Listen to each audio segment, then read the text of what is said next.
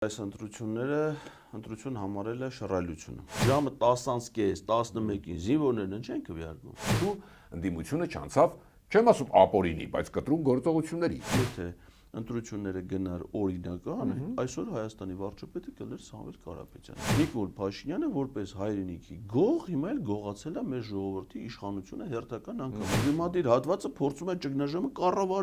կառավարել, բայց ոչ թե էմոցիոնալ որոշումներով, որ ասենք, դե սիրելի ժողովուրդ, հելեք լսվենք փողոցներ, այդտեղ լսվենք փողոցներ, ոստիկանություն գա ջարդի, մեկին բռնի տանի բան, ու բան չփոխվի։ Վերջնական որոշում չկա։ Մանդատներից հրաժարվել, որտեղ այդ մանդատներից հրաժարվելն էլ ունի ժամկետներ։ Պետք բացառում։ Չենք բացառում։ Հրաժարվելը դա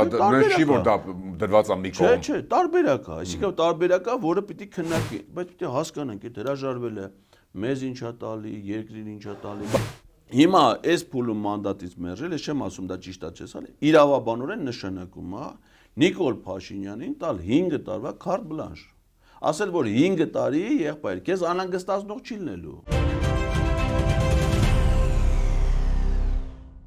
Լինել թե չլինել Շեքսպիրյան դասական հարցն այսօր ընդդիմության առջև է վերցնել թե չվերցնել վերաձևակերպմամբ։ Խորհրդարան անցած ուժերը որոշում հայտնելու են վերահաշվարկից ու պաշտոնական արդյունքների հրապարակումից հետո։ Բարև ձեզ, Արկադի Գրիգորյանն եմ, կիզակետում այսօր։ Արդյոք ուժ չի լինի ոչ խորհրդարանական ու փողոցային պայքարի համար։ Ուժեղ Հայաստան կուսակցության նախընտրական ցուցակի անդամ, падգամավորի տեխնացու Էդգար Ղազարյան, բարի գալուստ կիզակետ։ Բարև ձեզ։ Շնորհակալ եմ հրավեր ընդունելու համար։ Ամենաթարմ լուրից, հա, գանք գիշերային ԿՀ որոշում, կեսգիշերի մոտ երկու տեղամասում չեղյալ համարվեցին ընդդիմության արդյունքները, դա այն տեղամասերն էին, որոնց համար հենց ընդդիմությունը բողոքել էր, հենց այդ օրը ցույց էր տվել նաև ձեր ուժի ներկայացուցիչները, որ այնտեղ զինվորականների կուտակումներ կան, մեկը ուշ է փակվել ավելի, կարծեմ երկուսն էլ եւ այլ։ Բարգավաճ Հայաստանը, նաև դուք, նաև Հայաստան դաշինքը հայտարարեցին, որ սա հատուկ է արվել Բարգավաճ Հայաստանին չթողնելու մտնել խորհրդարան, որովհետև այդտեղ էին իրենք ձայներ ստացել, այն չերիքող ձայները։ Ինչ է սա։ Նախ մինչև դրան հասնելը պետք է արձանագրենք, որ այս ընտրություն համարել է շռայլությունը։ Որովհետև ընտրությունը դա միայն քվեարկությունը չի, այն էլ պարզվում է, որ քվեարկությունն էլ ամենտեղ անցել է խնդիրներով։ Ընտրությունը նախ համակարգն է, որը պետք է հավասար մրցակցային հնարավորություն տա բոլոր քաղաքական ուժերին, բոլոր կուսակցություններին։ Մենք այդ միջավայրում չենք եղել։ Ամբողջ շրջանում մեր դաշինքի առաջնորդը Սամվել Կարապետյանը զրկված է եղել ընտրողների հետ հանդիպելու հնարավորությունից, զրկված է եղել քարոզարշավին լիարժեք մասնակցելու հնարավորությունից, իսկ դա կոնկրետ Սամվել Կարապետյանի պարագայում էապես էր փոխելու հասարակական տրամադրությունները եւ մեր աշխատանքի արդյունավետությունը։ Մյուս կողմից շարունակական ձերբակալություններ, շարունակական հետապնդումներ, երևի ամբողջ նախընտրական շրջանում դրանից առաջ դժվար կհիշեք մի օր, որ իրավապահ մարմինները, հակակոռուպցիոն կոմիտեն, քննչական կոմիտեն չներխուժեն ուժեղ Հայաստանի որևէ ռեգիոնալ գրասենյակ, չիրականացնեն այնտեղ խուզարկություններ, չարգրավեն համակարգիչները, չձերբակալեն մեր տարածքային կառույցների աշխատանքը։ Տենց օր երևի թե չի եղել։ Ընդཐུպ մինչև լռության օրը, ընդཐུպ մինչև ընտրության օրը ես արտաշատում էի, ձերբակալել են մեր վստահված անձանց։ Մյուսների նկատմամբ սպառնալի։ Ընտրության որ մարդը պիտի արդեն վերապատրաստում անցած վստահված անձը գնա ընտրական հանձնաժողով, մասնակցի աշխատանքին, վերահսկի ընտրության process ձերբակալվում է։ Այսինքն վերջին օրը դու ոչ կարաս նրա փոխարեն մարդ գտնես, ոչ կարաս նրա փոխարեն մարդ ուղարկես, այդ հետապնդումների պայմաններում է ընթացեք հարուր։ Հիմա գանք հասնենք ձայների հաշվարկ, ձայներ են հաշվարկում, ընդամենը երկրի ցուցանիշների մոտ մի 10%-ն է մոտավորապես ամփոփվել, ընդ որում հիմնականում առաջի տեղեկությունները որտեղից են գալի։ Փոքր գյուղերից, որտեղ տեղամասերը փոքր է, 50 ընտրող է, 60 ընտրող է, 100 ընտրող է, շուտ է հանձնաժողովը ձայները հաշվում։ Ու այդ տեղեկությունների հիման վրա, որ կենտրոնական ընտրական հանձնաժողովից նախնական տեղեկություններ չի տվել, ձայների հաշվարկ է ընթանում, Նիկոլ Փաշինյանը ասուլիս է հրավիրում, ասում է մենք հաղթել ենք։ Ո՞ց է հաղթել։ Ձայների հաշվարկը ընթացքի մեջ է, ընդ որում ասում է թե ինչ չափաբաժնով է հաղթել, որ իրանք ունեն կայուն մեծամասնություն, այսինքն ոչ թե որ հաղթել են, որ ամենաշատ թվով քվեներն են ստացել, այլ որ այնց են հաղթել, որ կարան կառավարություն ձևավորել, կառավարություն ձևավորել ուրիշ բան է,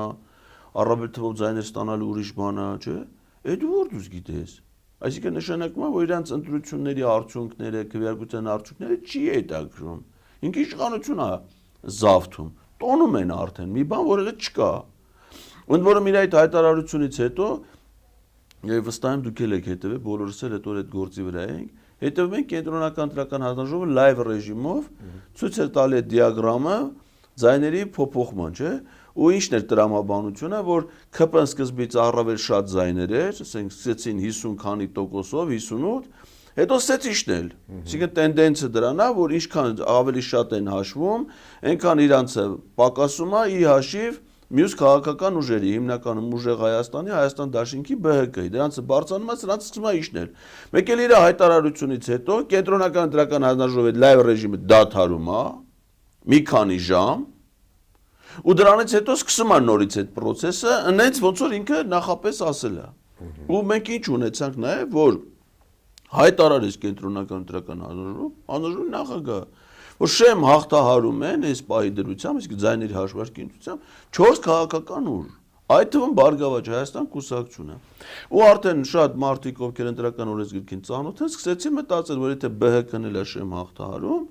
մանդատների բաշխումը ոնց ալնելու խորհուրդ անում։ Ու այդ մանդատների բաշխումը արդեն ցույց տվեց, որ ԿՊ-ն բացի կառավարություն ձևավորելուց ուրիշ ոչ մի բան չի կարող անի։ Այսինքն 3/5 չի ունենալու պարլամենտում, ինչը կարևոր է սահմանադրական օրենքներ ընդունելու, առանցքային պաշտոններում նշանակումներ կատարելու հարցում եւ այլն։ Ու դրա փոխարեն չեմ ասում սահմանադրական մեծամասնություն չունի, դրանով ընդդիմության կշիռը շատ ավելի մեծանում է, որովհետեւ ԲՀԿ-ն դիրքավորված է որպես ընդդիմադիր քաղաքական ուժ։ Հիմա իրանք տեսնելով, որ այս դասավորությունը իրանց համար շահեկան չի, սկսեցին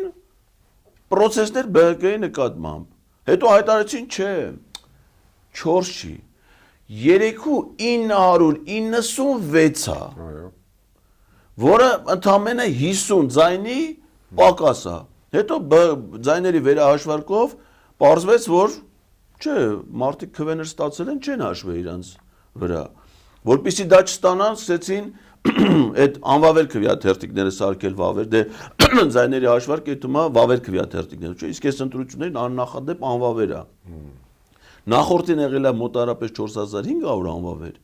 այս ընտրությանը 17000-ից ավել։ Այն դեպքում, երբ որ ընտրական համակարգը եւ քվեարկության ձևը նույնն է, այսինքն այնպես չի, որ ասես առաջին անգամ էր կիրառվում այդ ծրարով քվեաթերթիկի, մարդիկ չեն իմացել քվեարկության ձևը, նույնն է ոնց որ 21 թվականին։ Գանք ես գիշեր, պրոբլեմը ո՞րն է, ախր դուք բողոքել եք, կհանել, ասма չեղել եմ համարում, լավ եք արել բողոքել։ Մի րոպե, կան չեղել է համարում, մեր բողոք իրաց չեղել այդ կապ չունի։ Մենք բողոքել ենք ինչի համար, ասում ենք ժամը 10:30, 11-ին զինվորներն չեն քվեարկում, չէ՞։ Որովհետև օրենքը ասում է, որ եթե ընտրողը գտնվում ընտրական տեղամասում, այսինքն ժամը 8-ին 1 րոպե պակաս մուտք է գործել, պիտի ինքը իր ընտրությունը ավարտի ու դուրս գա նոր տեղամասը փակի։ Զինվորները ուշ են մուտք գործել։ Հիմա ասում զինվորները 8-ին մուտք են գործել, շատ են եղել, մինչև մի րոպե, բայց ընտրական օրենսգիրքն ասում է, ընտրական տեղամասում 15 հոգուց ավել մարդ չի կարող լինի։ Այսինքն մենք որ բողոք հարկել ենք, ասում ենք զինվորները չեն ուժ ժամի տարբեր, իրանք ընդդեմ մենակ եղել, չէ՞, ամբողջ օրը 10 քանի ժամ է քվեարկություն, 8-ից 8-ը, չէ՞։ Այդ ամբողջ օրվա ընթացքում զինվորները ինչի չեն գնացել քվեարկում։ Կամ զինվորական կանոնակարգում ժամը 10-ից զինվորները պիտի քնած լինեն։ Դրանց չեն քնից անել տարեդա։ Ակնհայտ է, որ դա արել են Նիկոլ Փաշինյանին ընտրելու համար, չէ՞, մանավանդ որ կյանքը ցույց է տալի եւ այդ տեղամասի եւ մնացած բոլոր, որտեղ զինվորականներ են քվեարկել, այնտեղ Նիկոլ Փաշինյանի քվեները աննկարագրելի բարձր են։ Նույն այդ Կիրանցի դեպքներ, չէ՞ որ ասին Կիրանց գյուղում անտրամաբանականա որ մարդիկ Նիկոլին ընտրեն, այնտեղից մի հատ աղջիկ գրեց, ասում է մեր գյուղ բնակիչները չեն։ Այս ամենը զորքերի զինվորներն են, զինծառայողներն են, ովքեր Կիրանցում են քվեարկել։ Դրանց քվեներով է ԿՊ-ն շատ ձայն։ Եթե տենց է, այսինքն մենք դիմել ենք, ասում ենք, ինչա, այսինքն այդ դիմումի հիման վրա պիտի պատասխանատվության ենթարկվեր ընտրական հանձնաժողովի նախագահը, որ ընտրական օրենսգրքի խախտումը թույլ տվե, որ շատ մարդ է եղել տեղամասում, ուժամ է տեղամասում, զինվորական հրամանատարությունը, զինված ուժերի գլխավոր շտաբի պետը պիտի պատասխանատվության ենթարկվեր, այդ զորամասի հրամանատարը պիտի բայց մյուս ընտրողների կամքի հետ դա ինչ կապ ունի, այսինքն այդ տեղամասում գնացել են բազմաթիվ քաղաքացիներ եւ քվեարկել են ուժեղ Հայաստանի օգտին։ Նրանց քվեն ինչի է չեղարկվում։ Այսինքն մենք բողոքարկել ենք երևույթը, չէ՞։ Բայց իրանք ինչի են չեղարկել ընտրության արդյունքը, որովհետև այդ տեղամասում ԲՀԿ-ն մեծ թվով ձայներ է ստացել, նաև ի տարբերություն այլ տեղամասերի։ Երեք ասում եթե մենք հիմա չեղարկենք, ԲՀԿ-ի քվեները կիշտի, իրանք 5%-ի, 4%-ի շեմը չեն հաղթա, այսինքն սա արհեստական հարաց է, որպեսզի ԲՀԿ-ն 4%-ի շեմը չհաղթարի, եւ սա միջոցառումների համալիր է, չէ՞։ Այս գիշեր ԲՀԿ-ի հերթական տեխնացունա տունը խուզարկվել, պիտի ձերբակալեն։ Դրանից առաջ Գագիկ Ծառուկյանի դեմ հարուցեցին նորից նոր քրեական գործի մասին հիշեցին, որը հարուցվել էր 2019 թվականին ու ցույց տվեցին իր կարճատև պլանավորված այցելությունը Հայաստանում։ Սա համալիր է, լավ, ահա, սա ամեն ինչ հասկանալ է ձեր ասածը։ Բարգավաճի մասով էլ իրենց չքննարկենք, ինչու՞ համար, որովհետև նկարագրեցիք, որ այսպիսի, հա, ապօրինի եւ այլն չթվարկեմ։ 1 Ձեր մասով արդեն որոշել եք ԿՀ պետք է դիմեք, եթե բան չլինի, ԿՀ դիմեք, ընդհանրապես չեղյալ համարել։ Մենք բողոքարկման բոլոր հնարավորությունները գործել ենք։ Այսինքն առանցին տեղամասերի արդյունքներով բողոքարկում արել ենք։ Հիմա բողոքարկելու կենտրոնական դրական հանձնաժողով ընտրությունների արդյունքները չեղարկելու, եթե այդ որոշումը չկայացնի, ապա սահմանադրական դատան։ Դուք այդպես Հայաստան դաշինքն էլ ասել, որ ՍԴԿ դիմի։ Այո։ Այսինքն բոլորով այդ միասին համարում եք, որ ապօրինություններ են գործվել եւ հենց գիշերվա այն նախընթացը մի կողմ դնենք, գիշերվա 2:30-ի ասուլիսից։ Չէ, էլի ամենացայտուն է։ Կարանք նաեւ դες 2:30-ի ասուլիսից։ Հիմա տրամաբանական հարց։ Առաջին հերթին ձեզ որպես ընդդիմության լոկոմոտիվի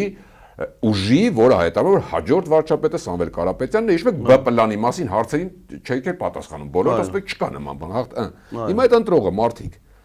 իրավունք ունի հիասթափվելու, իրավունք ունի, չգիտեմ, մի քիչ սկսելու քիչ հավատալ, ինչպես մենք ձևակերպել։ Ինչու եմ ասում, ինչու լավ համախմբել, բայց մեկ շաբաթ է անցել, չէ՞ որ կա, դուք գիտեք, փորձառու գործի չեք, կա այդ էներգիա, որը կարող է նվազել, իջնել են բողոքական օրինակ հարց են տալի, հենց այդ ժամը 2:30-ին ինչու ընդդիմությունը չանցավ Չեմ ասում ապօրինի, բայց կտրուն գործողությունների։ Գնալ ԿՀ բողոքի շրջափակել, ասել, ես ինչ այն օրին չեք ինձ ասում, հենց այդպես, ես ինչ ես անում Նիկոլ Փաշինյան, եւ այդպես շարունակ։ Էլ արդեն էլ մանդատներ վերցնել չվերցնել էլ թողնում հաջորդ քայլի։ Այս ամեն ինչ։ Ահա, ինչու այդպես չարվեց եւ կարվի արդյոք այդպես մարդիկ կարող մեզ խափեք, էլի կոպիտ ասած։ Չէ, խափելու խնդիր չկա։ Որովհետև կայացում են ոչ թե էմոցիոնալ, այլ ռացիոնալ, խելամիտ, լուրջ որոշումներ, որոնք պիտի արդյունքի միտված լինեն։ Այն որ մենք ասում ենք, որ հաջորդ վարչապետը պետք է լինի Սամվել Կարապետյանը, ճիշտ էինք ասում, եւ եթե ընտրությունները գնար օրինական, այսօր Հայաստանի վարչապետը կլներ Սամվել Կարապետյանը, որովհետև Սամվել Կարապետյանը վարչապետ չի ոչ թե այն պատճառով, որ մարդիկ իր օգտին չեն քվեարկել, մեր դաշինքի օգտին չեն քվեարկել, այլ որ տեղի ունեցել իշխանազավթում։ Նիկոլ Փաշինյանը որպես հայրենիքի գող հիմա էլ գողացել է մեր ժողովրդի իշխանությունը հերթական անգամ, այսինքն մենք ապօրինության հետևանքով է, որ այսօր ուժեղ Հայաստանը ամենաշատ քվեները չի հա, ոչ թե ժողովրդի տրամադրություններից ելնելով եւ այլն։ Շատ լավ։ Ապօրինության դեմ ինչի եք ուզում պայքարել դասական մեթոդներով։ Ոնց եք պայքարում, դա հիմա հերթով հայտարարում։ Հիմա ինչ վերաբերվում է ձեր ասած կտրուկ գործողություններին, փողոց դուրս գալու եւ այլն։ Դա պիտի լինի, դա էլ պիտի լինի տրամաբանական ու արդյունքահեն, չէ՞։ Այսինքն հիմա պատկերացրեք, կոչ էինք անում եւ բնականաբար կյանքը ցույց է տվել, թե մեր կոչին մարդիկ ոնց են արձագանքում, չէ՞։ Ասում ենք ազատության հրապարակում հանրահավաք, լեփլեցուն հրավակ ընդեղալում, ասում ենք հանրապետության հրապարակ, լեփլեցուն, այսինքն մարդիկ, որ մեր կարծիքը լսում են հատկապես Սամվել Կարապետյանի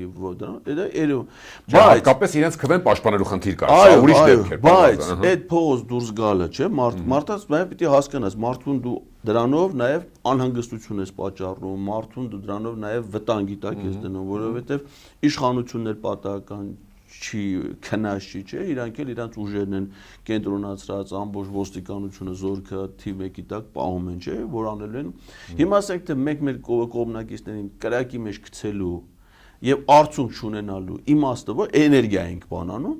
Վրաստանում այն ինչ որ իմիջայլոց հիմա առաջարկում է ինչի մասին որ խոսում է եւ մանդատներ չվերցնել եւ փողոցային պայքար այդ ամեն ինչը Ընդամենը մի տարի առաջ մեր աչքի առաջ Վրաստանում եղել է։ Վրաստանում խորհրդանական ընտրություններից հետո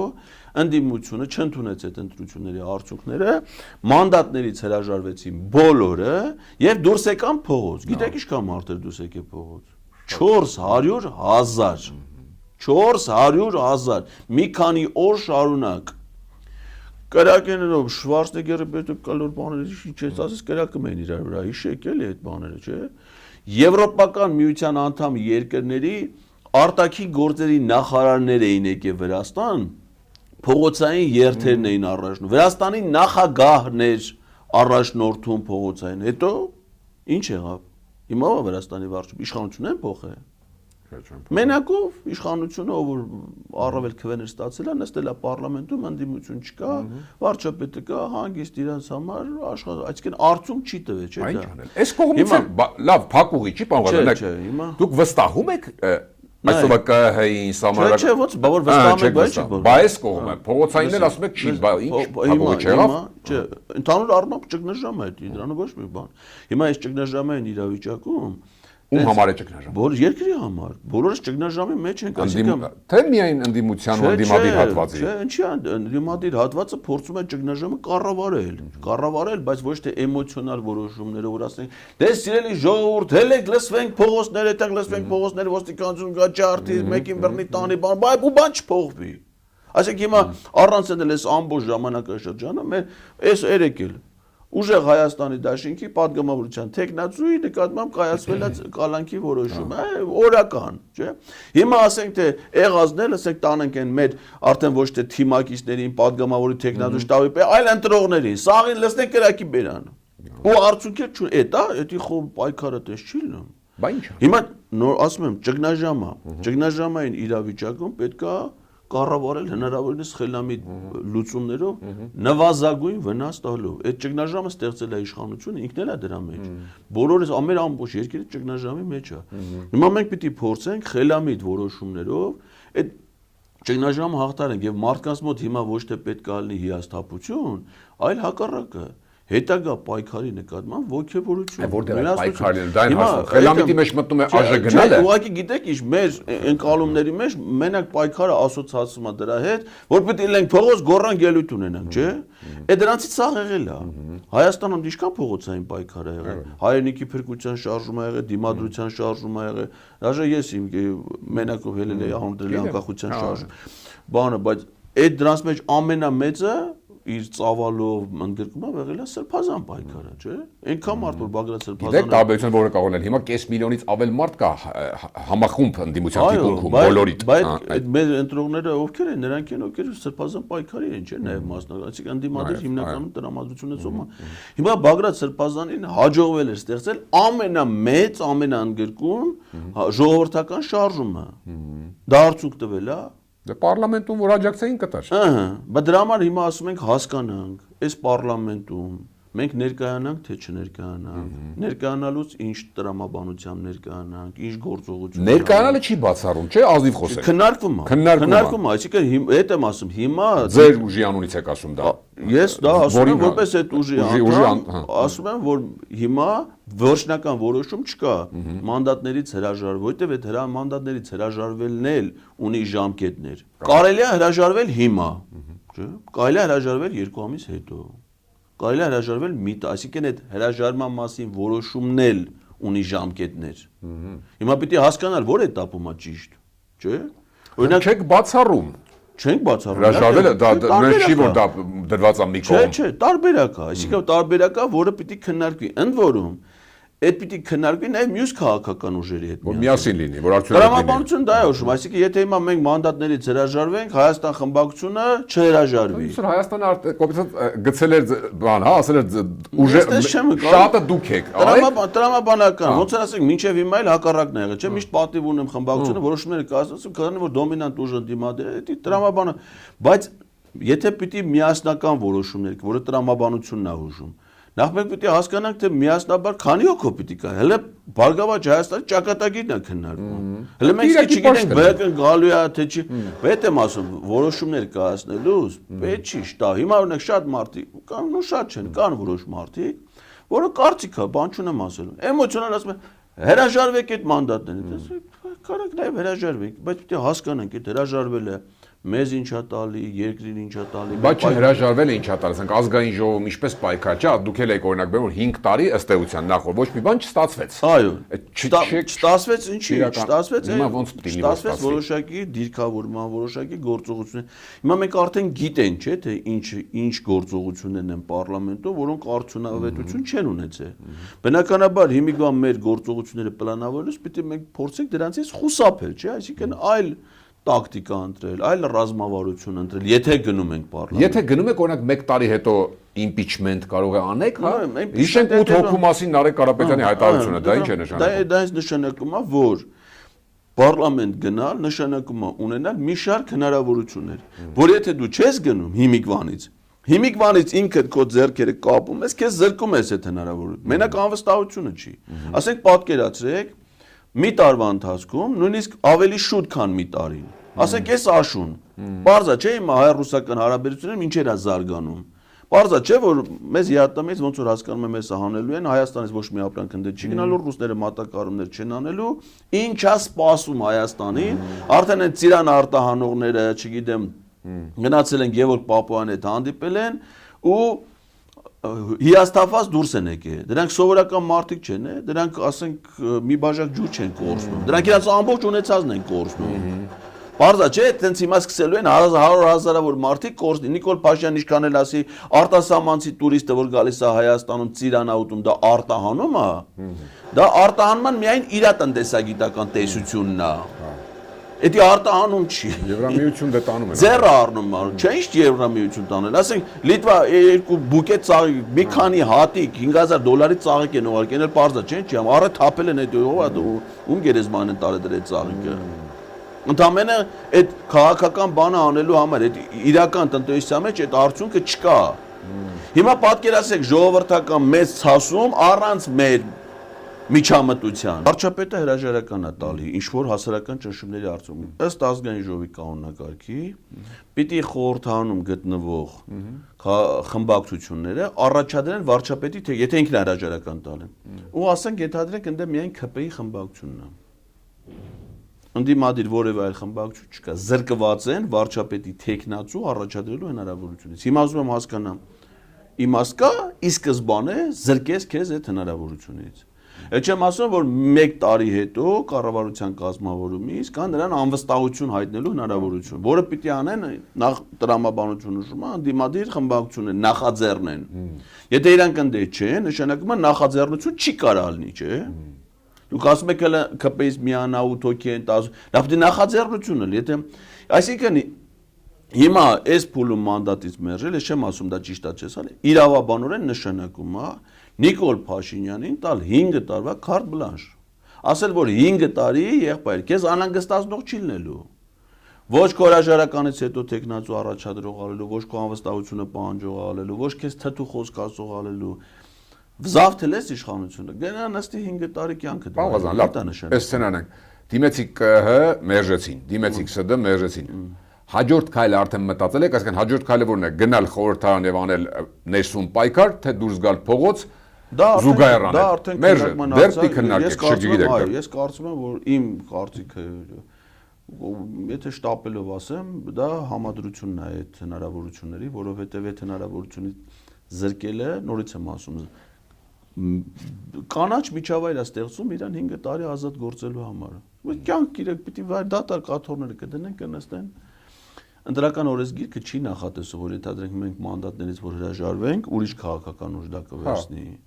Դա չի ենթադրում, որ ենթադրենք ճգնաժամ կառաջանա նոր ընտրություն։ Այսինքն եթե լեգիտիմացում չի նշանակում, այդ չհրադրանք կա։ Չէ, եթե լեգիտիմացումը ո՞նց է, քո որոշումներով պետք է, եթե դու չես ընդունում այդ ընտրությունը, այսինքն մենք չենք ընդունում ինչ է, իրա վերագրվող ձայները, բայց մեզ տրված ձայները խո լեգիտիմ են ամբողջությամբ։ Այսինքն եթե խոսու հակառակը մենք ինչ դժվարությունների միջով ենք անցել, ինչ պայքարի միջով ենք անցել, չէ՞, այսինքն դա մաքուր մեր ընտրողների տված քվեներն է ընդդիմադիր բոլոր ուժերին։ Ու եթե դու դրանից ես հրա, դու ինքդ ես զրոյացնում այդ մարդկանց քվեն։ Հասկանում եք, այսինքն իրանք չարչարվել են, գնացել են, գործից իրանց անել են, զրկանքների ենթարկվել, ի վերջո քեզ քվեարկել են։ Դու ասում ես ես հրաժարական եմ տալի։ Ես չեմ շարունակում պայքարը։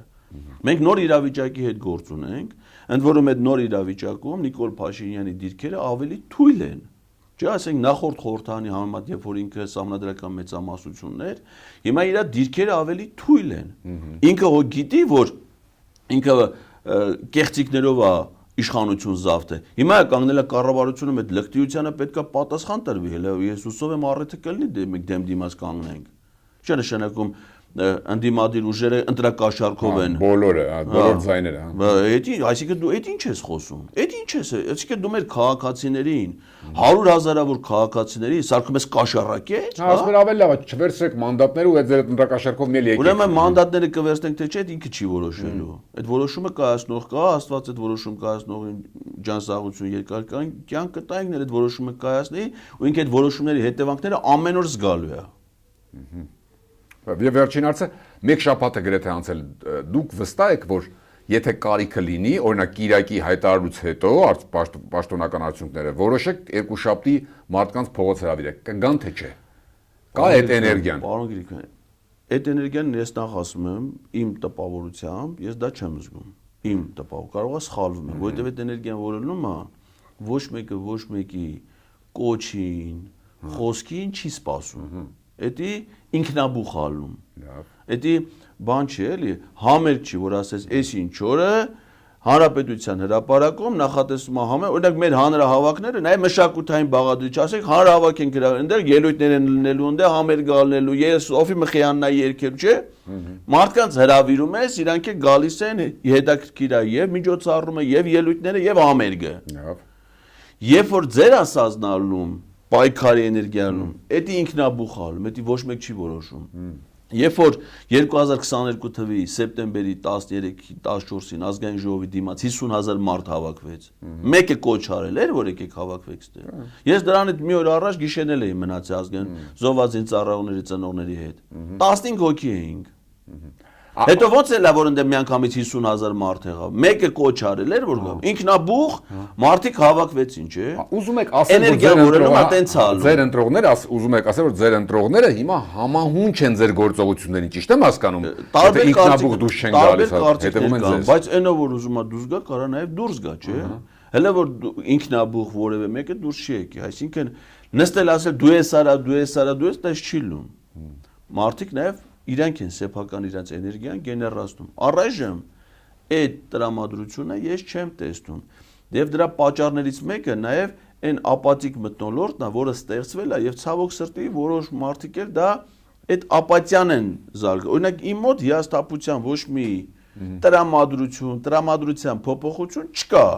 Ես իրավիճակի հետ գործ ունեմ։ Այսինքն ես պայքարում եմ Նիկոլ Փաշինյանի դեմ 6 տարի։ Հիմա կար ընտրության հնարավորություն նրան վռնդելու չի ստացվել, որովհետև չի ստացվել ոչ թե մենք թույլ ենք երեխեքներս չի ասել, վատ ենք աշխատել, մեզ խնայել են նախընտրական շրջաներ, ես գնացել էի քնել էի։ Դրա համար տես չի եղել։ Մենք պայքարել ենք հերթական իշխանազավթումը ապօրինի ադրբեջանա-թուրքական ռեժիմն արել է։ Հետո հասնում ենք պայքարի հաջորդ էտապին։ Նույն ոգով մի քիչ ավելի շատ, ավելի ուժեղացած, ավելի կազմակերպված։ 5 տարի չտևի դա է ամբողջ խնդիրը։ Դա կարա տևի շատ կարճ, կարա արդեն կախված է մեր պայքարի հետագա, իսկ այդ պայքարում պետքա կայացվեն խելամիտ որոշ էմոցիաները մարդի, էմոցիաները վատ բան չի, բայց քաղաքական որոշումները կայացնելուց դա վատ բան է։ Պետքա բոլոր որոշումները լինեն տրամաբանված, խելամիտ եւ ռացիոնալ։ Մեր նպատակը իզուր մարդկանց կրակի բերան գցելը չի։ Մեր նպատակը Նիկոլ Փաշինյանի իշխանությունից հեռացնելն է։ Ռացիոնալ է, լավ, արդեն շատ շնորհակալ եմ հրավերին արձագանքելու համար։ Հիշեցնեմ Կիզակետում այսօր Ուժեղ Հայաստան դաշինքի падգամավորի տեխնացու Էդգար Ղազարյանն էր, Կիզակետի թողարկումներն ու շատ այլ տեսանյութեր դիտելու համար առաջարկում եմ բաժանորդագրվել մեր YouTube-յան ալիքին, կհանդիպենք